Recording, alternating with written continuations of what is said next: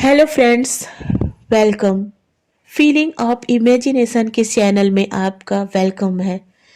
यह मेरी first historical सियानवांग FF है। इस वीडियो में मैं आप लोगों के साथ स्लेव ऑफ लव का नेक्स्ट पार्ट शेयर कर रही हूँ। उम्मीद है कि यह पार्ट आप लोगों को पसंद आएगी। प्रीवियस पार्ट में हमने देखा था कि लंजा और विंग कैसे मिले थे और उनके बीच क्या क्या हुआ था।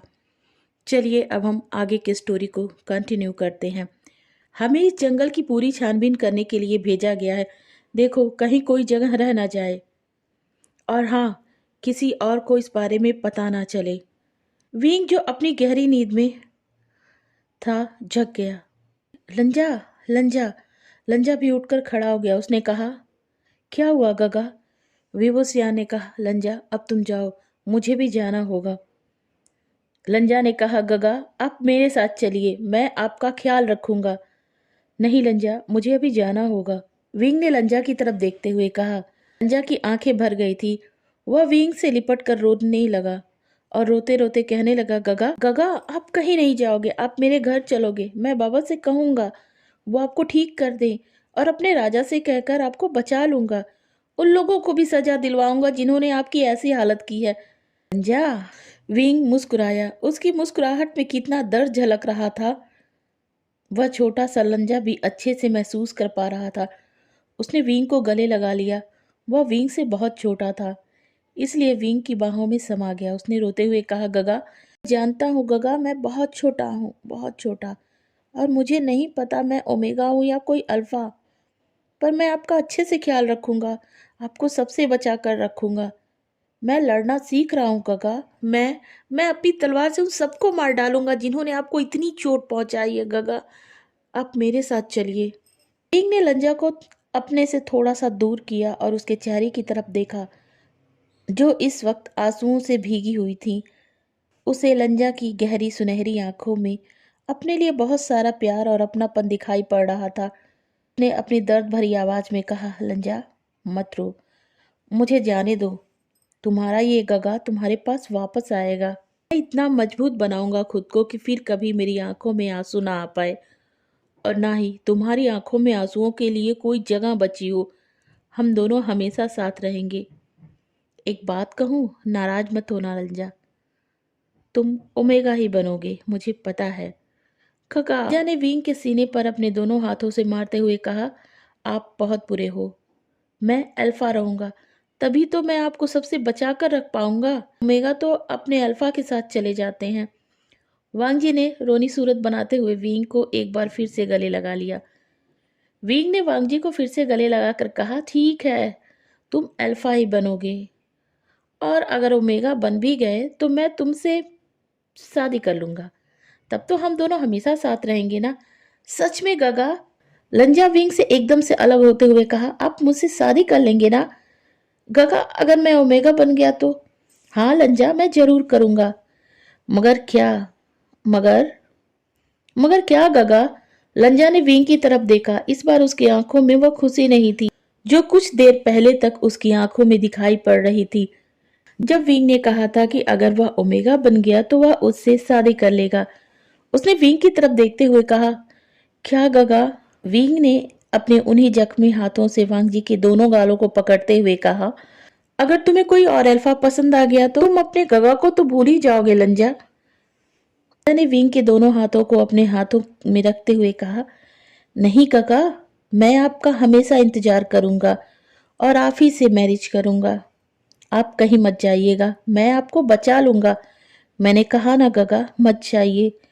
मैं आपके लिए सबसे लड़ूंगा और बाबा से भी कहूंगा वो सबको सजा दे जिन्होंने आपको इतना ज्यादा घायल कर दिया है। आप मत जाइए ना, आप अभी ठीक नहीं हुए हैं। मैं नहीं रहूंगा तो आप कैसे ठीक होंगे? नहीं जाइए गगा, मत जाइए ना। कहते हुए वांगजी एक बार फिर विंग को कस कर पकड़ लिया। तभी फिर आवाज आई, लंजा कहाँ हो तुम? अब ये आवाज थोड़ी पास आ गई थी। विंग ने झटके से लंजा को खुद से अलग किया और वहां से आंधी की तरह दौड़ गया। उसने पलटकर लंजा की तरफ भी नहीं देखा। विभूसियान ने उस तस्वीर पर हाथ फेरते हुए कहा, तो लैन क्लैन का सेकेंड प्रिंस लान वांग जी, मेरा लंजा है, मेरा छोटा सा लंजा। लंजा, सिर्फ तुमने ही नहीं, मैंने भी तुम्हें याद किया था। तुम्हें पता है, जब मैं ठीक हो गया था तो तुमसे मिलने के लिए वहां गया था, उसी जंगल में, मगर तब तक विंस ने उस सारे जंगल में आग लगा दिया था। वहां कुछ नहीं बचा था लंजा, कुछ नहीं। तुम्हें पता है, मैं बहुत डर गया था कि कहीं तुम्हें कुछ हो ना गया हो। वो पल आज भी मुझे डराता है लंजा। जब जब मैं उस जंगल में दौड़ रहा था, मैं लगभग सारे बस्तियों में गया था, कोई भी बस्ती मैंने नहीं छोड़ी थी। तुम्ही ने तो कहा था कि तुम पास के एक बस्ती में से ही आए थे। उस वक्त मैं एक बार फिर जख्मी हुआ था लंजा, मगर इस बार जख्म इतना ज्यादा गहरा था ना कि संभलना ही मुश्किल हो गया था। वो भले ही मेरे शरीर पर नहीं दिख रहा था, पर उसने मुझे अंदर तक तोड़ दिया था लंजा।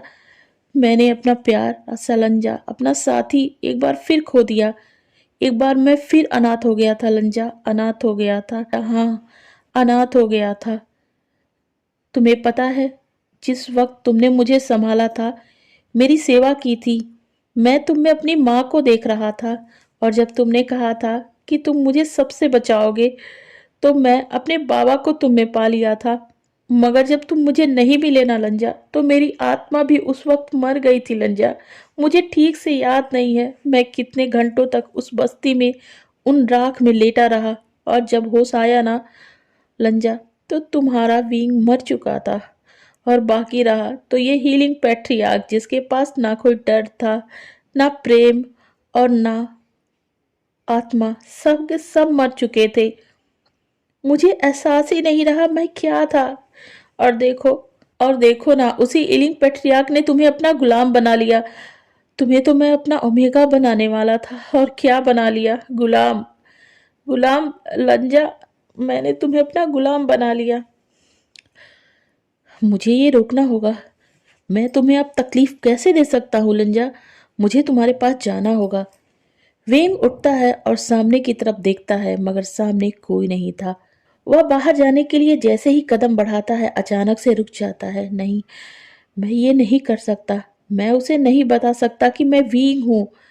वो अपने वींग का इंतजार आज तक कर रहा है, और जब उसे पता चलेगा मैं वींग, द ईलिंग पैट्रियार्क हूँ, जिसने उसे अपना गुलाम बनाकर उसके साथ जानवरों की तरह सलूक किया, तो वो मुझसे नफरत करने लगेगा, और एक बार फिर वींग मर जाएगा। तो आज भी उसकी यादों में जिंदा है। मैं खुद को दोबारा नहीं मार सकता। मैं उसे कभी नहीं पता चलने दूंगा कि मैं ईलिंग पैट्रियार्क हूँ, उसका वींग हूं मैं क्या करूं, कैसे सामना करूं उसका। अभी एक सैनिक आता है। वह ईलिंग पैट्रियार्क को बो करते हुए कहता है, एम्परर, मिनिस्टर नी हुसैन आपसे मिलना चाहते हैं। ईलिंग पैट्रियार्क ने कहा, उन्हें अंदर भेजिए। नी हुसैन अंदर आता है। नी हुसैन, जिसकी नजरें अभी तक नीची थी, उसने कहा, एम्परर, गुलाम। वींग ने जब नी हुसैन के मुंह से लंजा के लिए गुलाम शब्द सुना, तो उसे अचानक ही तेज से गुस्सा आ गया। उसने कहा, गुलाम वो तुम्हारा गुलाम नहीं है नी हुसैन, वो बस मेरा गुलाम है। उसका नाम इज्जत से लो। नी हुसैन की आंखें विंग से टकरा गई। उसने हड़बड़ाहट में कहा, लान प्रिंस लान वांगजी।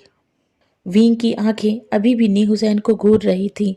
अभी तक मेरी सभा में सभी लोग थे, और अचानक से मेरी सभा यूं खाली क्यों हो गई।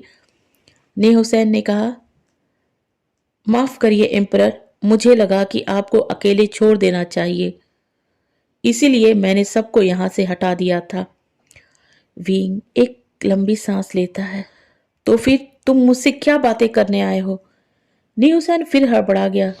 उसने कहा, लैंड प्रिंस कुछ नहीं बता रहे हैं, उनकी हालत खराब है, तो मेरी गुजारिश है कि आप अभी उनकी सजा को टाल दें, और मुझे इजाजत दीजिए कि मैं उनसे बातें करूं इस विषय में। विबूसियान अपने सिंहासन से उठकर नी हुसैन के पास आ गया। इस वक्त विबूसियान की आंखें कुछ अजीब लग रही थीं, जिन्हें नी हुसैन अच्छे से समझता था।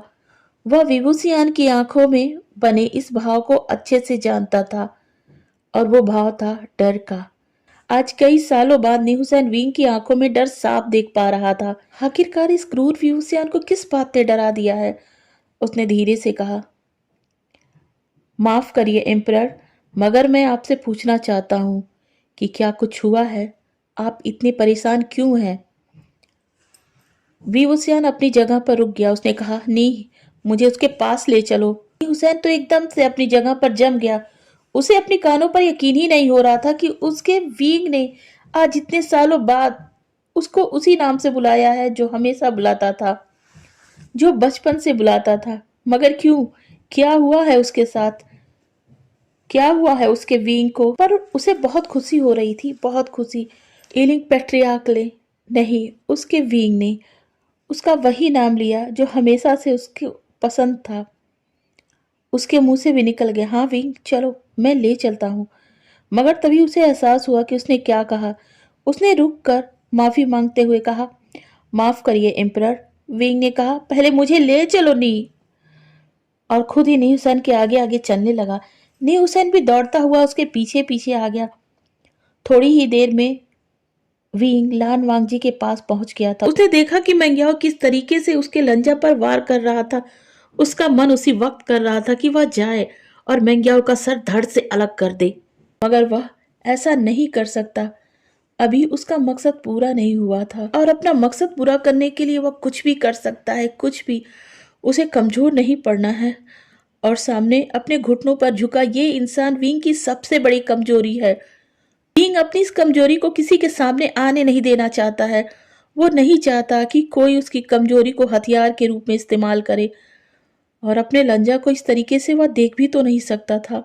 उसे कोई तो रास्ता निकालना होगा कि वह अपने लंजा को सबके सामने सबसे छुपा कर रख सके और किसी को पता भी ना चले। लंजा विभूषियान के लिए कितना जरूरी है, खुद लंजा को भी नहीं। उसने अपनी आंखों को एक पल के लिए बंद कर लिया और फिर जब उसने अपनी आंखों को खोला तो इस वक्त वह वही क्रूर ईलिंग पेट्रियार्क लग रहा था। उसने कहा, रुको। गया ने जब ईलिंग पेट्रियार्क की आवाज सुनी तो वह चौंक गया। उसके हाथ जो वांगजी पर चाबुक बरसाने ही वाले थे कि रुक गए। इसने क्या कहा? कौन है वो? नहीं एम्परर, इसने कुछ नहीं बताया। तो ठीक है, अब मैं इससे पूछ लूंगा।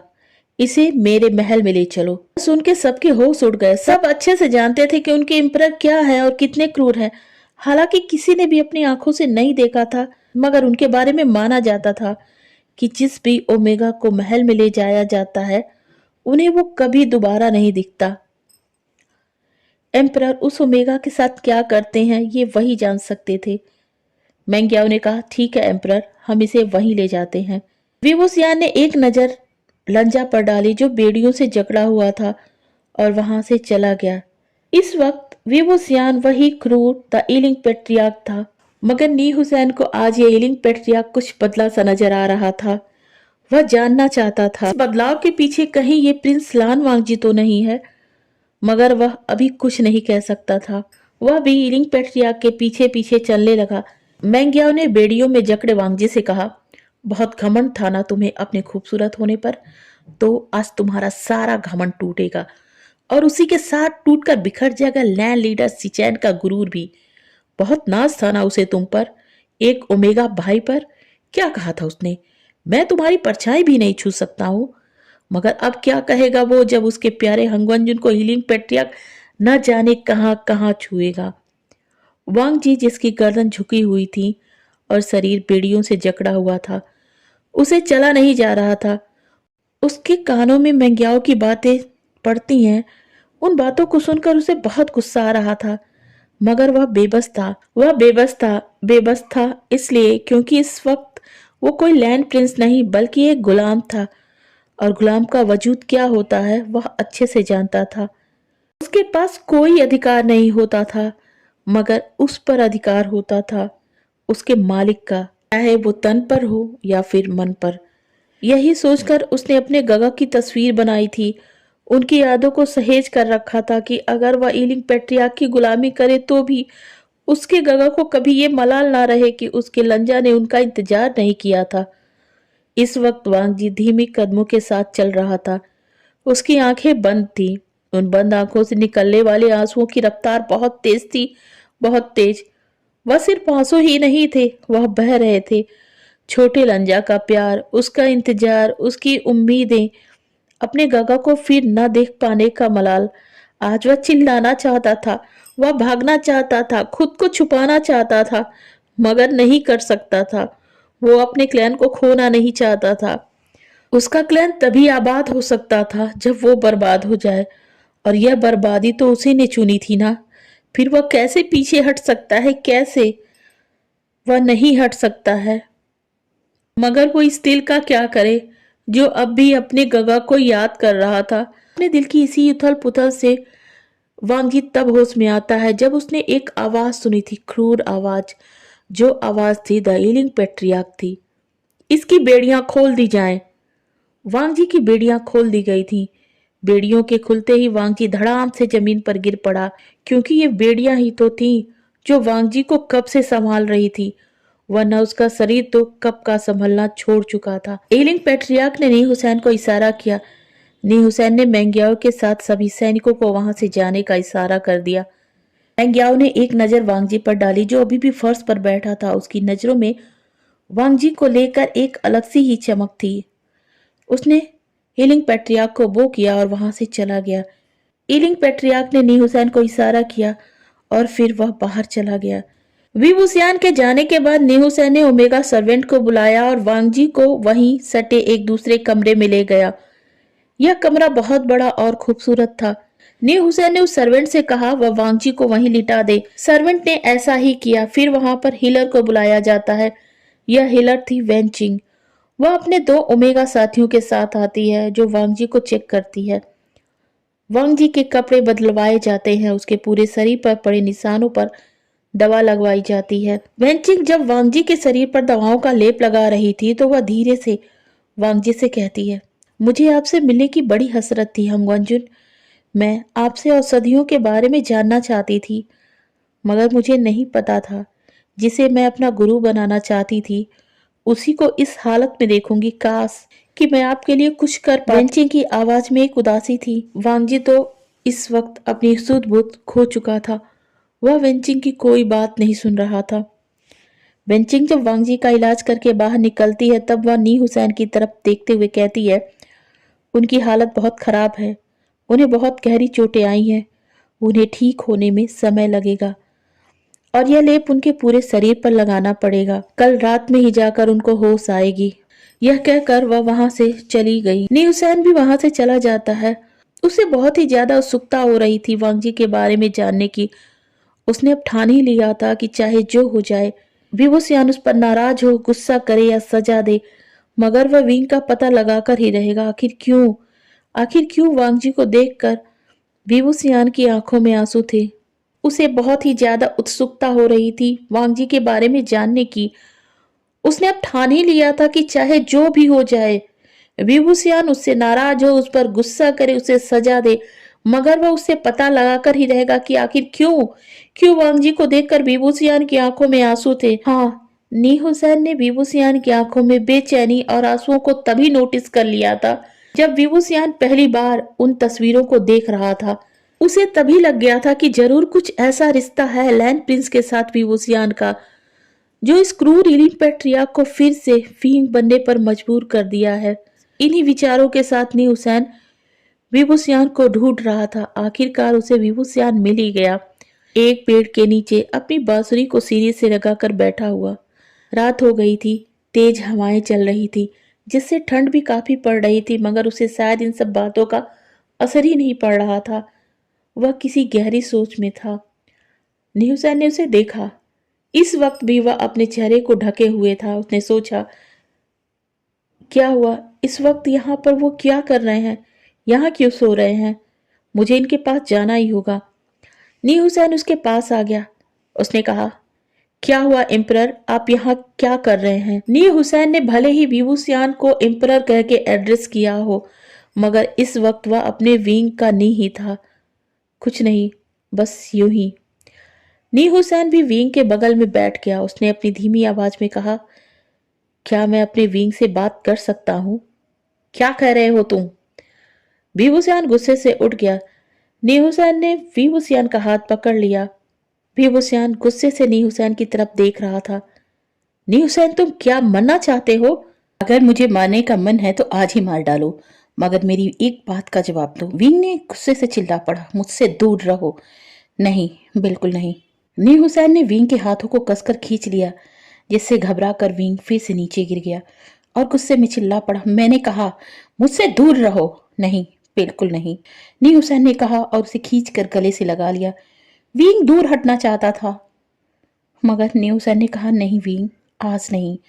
भले मैं मर ही जाऊं, मगर आज मैं मेरे दोस्त को इस कदर अकेला नहीं छोड़ सकता। मुझे नहीं परवाह है अपनी, अगर मैं मेरे विंग के लिए मर भी गया ना। विंग अभी भी नी हुसैन से अलग होने की कोशिश कर रहा था, मगर कब तक वह ऐसा कर पाता। अंत में हार कर वह नी हुसैन की बाहों में बिखर गया। आज पूरा कल्टीवेशन वर्ल्ड जिस इलिंग पैट्रियार्क के नाम से खौफ जदा था, आज वह अपने दोस्त की बाहों में रो रहा था, एक बच्चे की तरह रो रहा था। नी हुसैन भी उसे चुप नहीं कराता है। काफी देर तक रो लेने के बाद जब विंग खामोश हो जाता है तो नी हुसैन ने कहा, अब बताओगे लैन प्रिंस के चित्रों में ऐसा क्या था जिसने पैट्रियार्क की आंखों में आंसू ला दिए। अब विंग जब ये बात सुनता है तो नी हुसैन से अलग होते हुए उसकी तरफ देखकर कहता है, ये क्या कह रहे हो नी?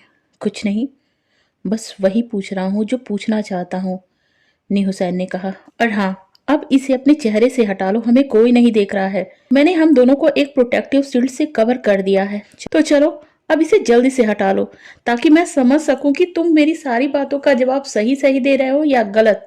विंग ने कहा, जरूरी है। नी हुसैन ने कहा, हाँ बिल्कुल, और बहुत दिन हो गए हैं मैंने मेरे खूबसूरत अल्फा का चेहरा जो नहीं देखा है। नी, तुम बिल्कुल नहीं बदले, पर तुम बदल गए विंग। कहते हुए नी हुसैन ने एक आह भरी। तभी विंग ने अपना वो नकाब हटा दिया। नी हुसैन ने चिल्लाते हुए कहा, अब तो तुम और भी ज्यादा खूबसूरत दिखते हो।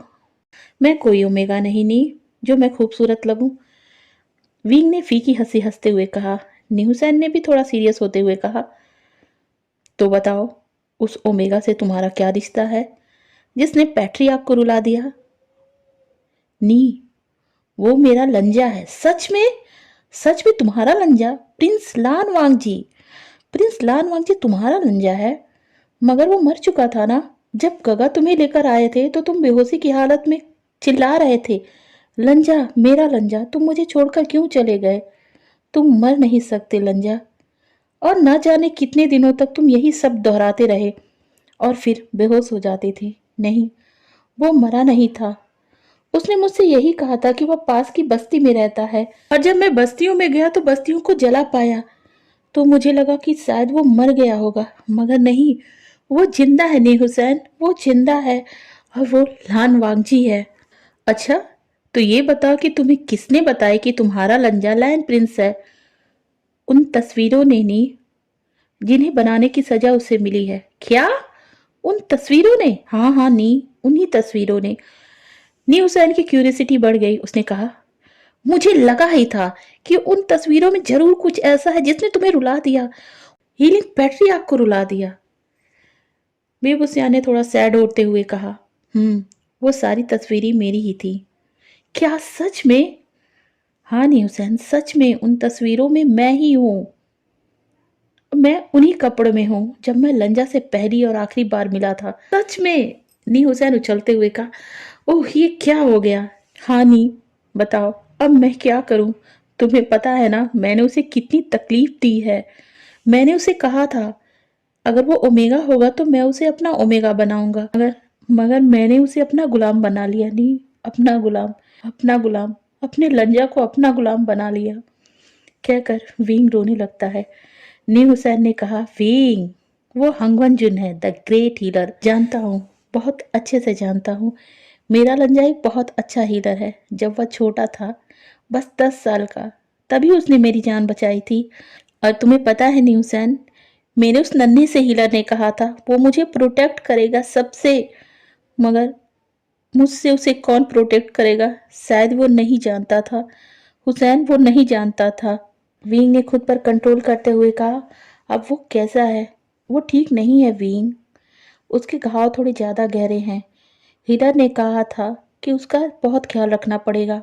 विंग ने सिसकते हुए कहा, मैंने उसे बहुत ज्यादा हर्ट कर दिया नी हुसैन, बहुत ज्यादा। मैं चाहता था वो टूटे, गिड़गिड़ाए, अपने को आजाद करवाने के लिए मेरे सामने झुक जाए। मैं उसकी खामोशी से सब कुछ स्वीकार कर लेने से हैरान था। वो गुलाम बनने के बाद भी एक प्रिंस ही लग रहा था। उसकी झुकी गर्दन कहीं से भी मुझे यह एहसास नहीं दिला रही थी कि मैंने उस पर अधिकार पाया है, बल्कि हर पल यही लग रहा था कि उसने खुद से मेरा अधिकार स्वीकार किया है। खुद से स्वीकार किया है उसने गुलाम बनना अपनों के प्रेम के लिए। मैंने तो मान ही लिया था ऐसा कोई नहीं होता है जो अपनों के लिए खुद को बलिदान कर दे। नी हुसैन ने विंग के कंधे पर हाथ रखा और कहा, क्यों, क्या तुम नीमिंजे गगा के बलिदान को भूल गए हो? हमें सेफ रखने के लिए उन्होंने खुद की जान गंवा दी। और क्या तुम खुद को भूल गए हो विंग? तुम मुझे बचाने के लिए न जाने कितनी बार अपनी जान को दांव पर लगा दिया। और रही तुम्हारे लंजा की बात, तो वह लैन है, और लैन हमेशा से ही अपनी सादगी, प्रेम और बलिदान के लिए जाने जाते हैं। और तुम्हारा लंजा भी तो वही है ना, तभी तो इतने सालों के बाद भी वह तुम्हारा इंतजार कर रहा है। जाओ उसके पास विंग, जाओ। नहीं नी हुसैन, मैं नहीं जाना चाहता। मैं अब उसका विंग नहीं हूँ, हीलिंग पैट्रियार्क हूँ। उसे मेरे बारे में नहीं पता है, इसलिए उसने विंग को अपनी यादों में जिंदा रखा है। और मैं नहीं चाहता हूँ कि उसकी यादों में भी मैं मर जाऊं। तो तुम करना क्या चाहते हो? नी हुसैन ने पूछा। विंग ने कहा, मैं मेरे लंजा को खुद से भी बेहतर वॉरियर बनाना चाहता हूँ नी हुसैन। मैं चाहता हूँ लंजा को फिर से मेरे जैसे किसी पैट्रियार्क का गुलाम ना बनना पड़े। और तुम उसे अपना ओमेगा भी तो बना सकते हो विंग। काश, काश कि ऐसा हो पाता नी हुसैन। क्यों, ऐसा क्यों नहीं हो सकता है? नी हुसैन ने विंग को घूर कर देखा। विंग ने कहा, जब तक वेन रोहान और जिन्स को मैं पूरी तरीके से खत्म नहीं कर लेता, तब तक तो मैं ये सोच भी नहीं सकता हूँ।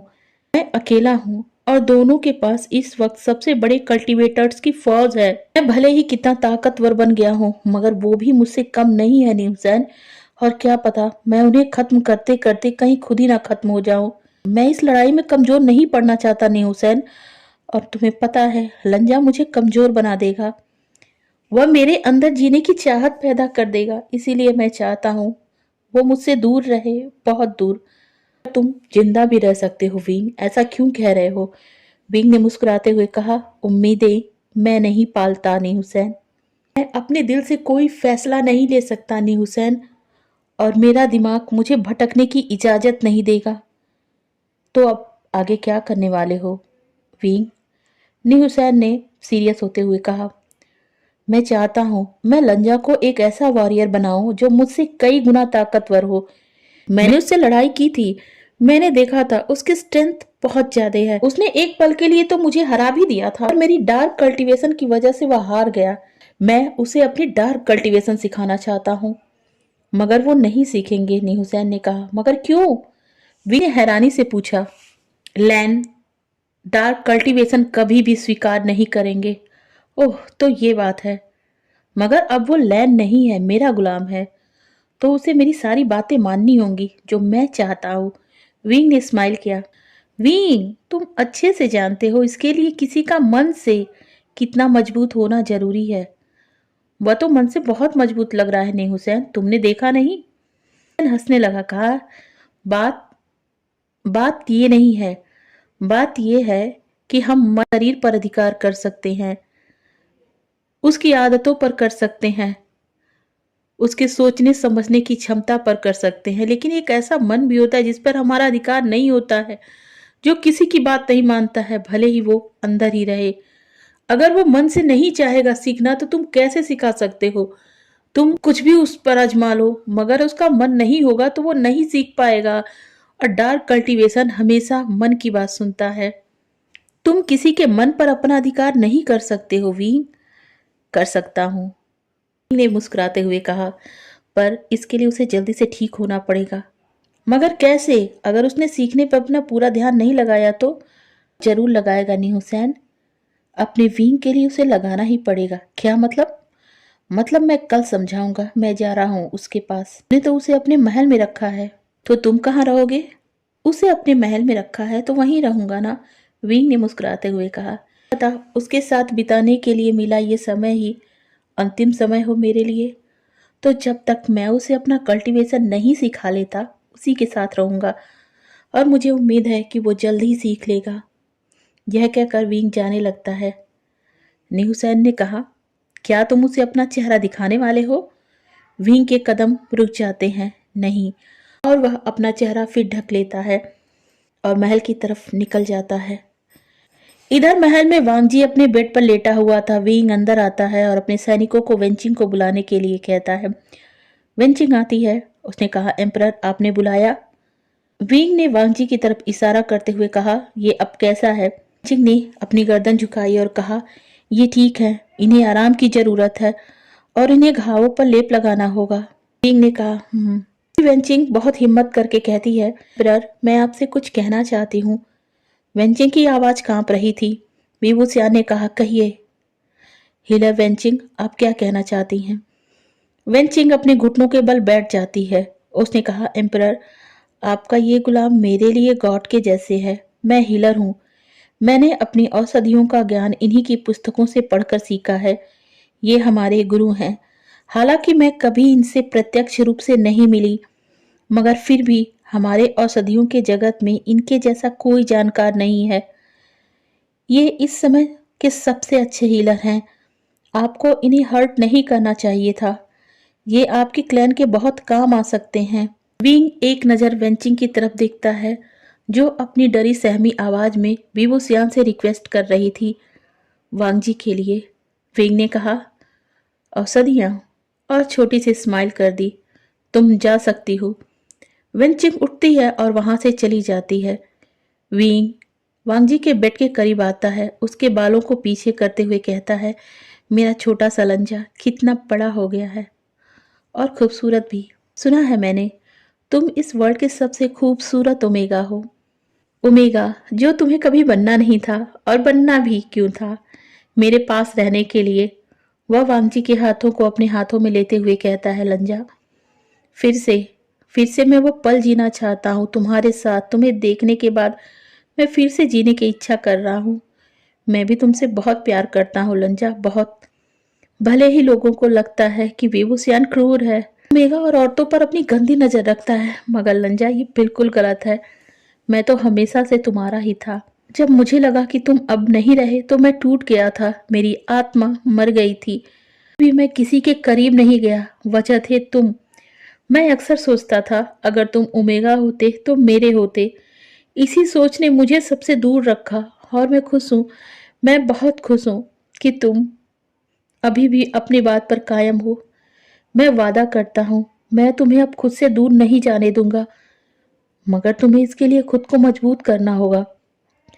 मैं चाहता हूँ तुम वही लंजा बनो जो तुम बनना चाहते थे, बेवसियान को प्रोटेक्ट करने वाला लंजा। और तुम्हें ये करना ही होगा। तुम्हें ये सिखाएगा कौन? मैं, बेवसियान। मैं तुम्हें लड़ना सिखाऊंगा। फिर वह वांगजी के माथे पर किस कर वहां से एक दूसरे कमरे में चला जाता है। सुबह होती है, वांगजी सो रहा था। विंग वांगजी के कमरे में आता है, उसे किस करता है और वहां से चला जाता है। आज वांगजी पूरे दिन सोता रहता है। शाम को वेंचिंग आती है। वह वांगजी को हड़बड़ा कर चेक करने लगती है। उसे लग रहा था कि ईलिंग पेट्रियार्क ने उसके साथ जरूर कुछ गलत किया होगा, मगर जब वह उसके शरीर पर कोई निशान नहीं पाती है तो एक गहरी सांस लेते हुए कहती है, मैं बहुत डर गई थी लैंड प्रिंस। कहीं उन्होंने आपको हर्ट तो नहीं किया है, मगर आप बिल्कुल ठीक हैं। रात तक औषधियों का असर कम हो जाएगा और आप उठ जाएंगे। वह वांगजी को क्लीन करती है, उसके जख्मों पर लेप लगाती है। फिर वह वहीं बगल में रखे एक रोप को उठाती है, जो वांगजी के लिए विभूसियान ने सुबह ही रखवा दिया था। वह उन रोप को उठाती है तो हैरान ही हो जाती है। ये रोप बहुत खूबसूरत थे, प्योर वाइट, बिल्कुल लैंड क्लैन के लीडर्स के रोप के जैसे। उसने एक बार देखा था प्रिंस सिचैन को, उनके रूप बिल्कुल ऐसे ही थे। उसके चेहरे पर खुशी की लहर दौड़ पड़ती है। उसने कहा, धन्यवाद एम्परर। मैंने लैंड प्रिंस को एक गुलाम के कपड़े नहीं पहनाए, बल्कि एक प्रिंस के कपड़े पहना रही हूँ, और मैं आपका ये एहसान कभी नहीं भूलूंगी। वेंचिंग ने सिचैन को जब से देखा था तब से वह उन्हें पसंद करने लगी थी। यही वजह थी कि वांगजी से उसका लगाव दो तरफा था। एक तो वांगजी को वह अपना गुरु मानती थी, दूसरा वांगजी उसके प्रिंस सिचैन के भाई थे जिनसे वह प्रेम करती थी। वांगजी को लेटे हुए ही उसका रूप बदलती है। इतना सब कुछ करने में काफी लेट हो जाता है। तब तक वीवूसियान अपने महल में आ चुका था। पहले वह वांगजी के कमरे की तरफ गया। इस वक्त वेंचिंग वहां से बाहर आ रही थी। उसने पूछा, वो कैसा है? वीवूसियान के रूपदार आवाज को सुनकर वेंचिंग ठिठक गई। उसने वीवूसियान को वो करते हुए कहा, वह ठीक है। थोड़ी देर में औषधियों का असर खत्म हो जाएगा और वो जग जाएंगे। जगने के बाद उन्हें अच्छा भोजन कराना पड़ेगा। पेंचिंग थोड़ी डरी आवाज में कहती है। उसे लग रहा था कि विंग शायद वांगजी को अच्छा खाना ना दे। वीवूसियान उसकी बातों को समझ जाता है। उसने कहा, आप रसोई में जाइए और लैंड प्रिंस के लिए अपनी निगरानी में भोजन बनाने को कहें। वेंचिंग बहुत आश्चर्य में थी क्योंकि वह ईरिंग पेट्रियार्क के मुंह से गुलाम की जगह लैंड प्रिंस सुन रही थी। वह विंग की तरफ देखती है मगर विंग तब तक वांगजी के कमरे की तरफ बढ़ चुका था। वेंचिंग जल्दी से महल के किचन में आती है और वांगजी के लिए भोजन तैयार करवाने लगती है। इधर विंग एक बार फिर वांगजी के पास आता है, उसके हाथों को पकड़ता है, उस पर किस करता है। तभी वह देखता है कि वांगजी अब हलचल करने लगा था। विंग उसे छोड़कर वहीं थोड़ी दूर जाकर खड़ा हो जाता है। ओके फ्रेंड्स, तो मैं अपनी आज की वीडियो यहीं पर एंड करती हूँ। नेक्स्ट वीडियो में जल्दी ही मिलते हैं। Thank you.